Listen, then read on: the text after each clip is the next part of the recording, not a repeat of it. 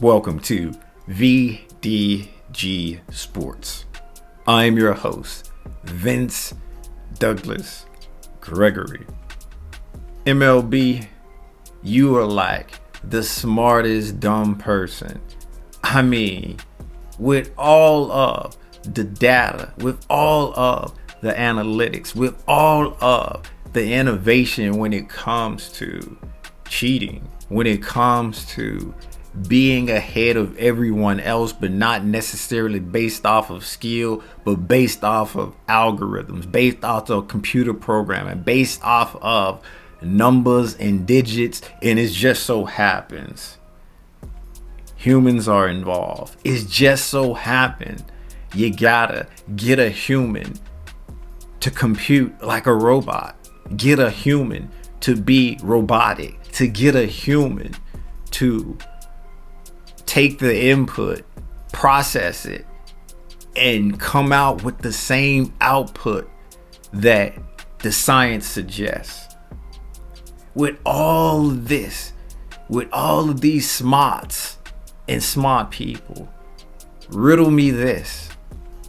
Why, oh why, do you sign them, the players, to these super, yes, duper long contracts, knowing at the back end the data is telling you that no compute, they're not going to be able to process, they're not going to be able to do or get the same outcome as previous. In other words, layman's term, they're not going to be able to do what they once done before. So you're basically paying for past behavior well into the future that is not going to be kind, unless you think the money is just going to keep rising and keep going up, and on the back end of that deal it's going to be a-okay because it's going to be peanuts to a dollar.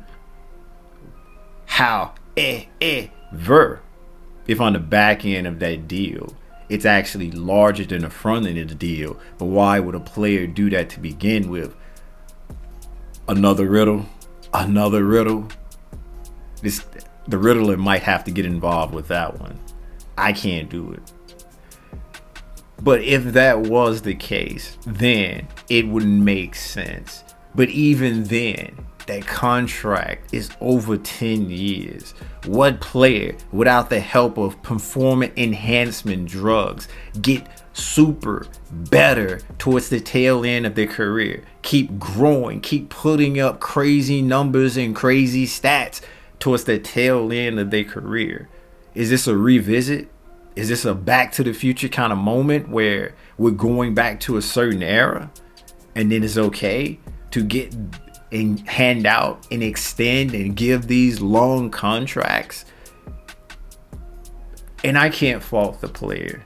I can't be mad at the player for getting that money, for making them long contracts. But history shown, the data examples, I should say, the data as well. But I want to highlight and underscore the examples. With these extended long contracts, on the back end, they don't look good. They don't come out well for the player, obviously, when it comes to performance wise, but definitely the team. So what is this? Is this some kind of money laundering scheme? Is this some kind of Ponzi scheme? Is this some kind of cryptocurrency imagination that the rest of us have yet to come up with? Because you're smart people, you're smart guys, you're smart individuals. We know that you're already into looking into the future and been in the future and back and here with us sharing what you figured and found out. But us simpletons here, we and our gut feelings tell us don't make no sense.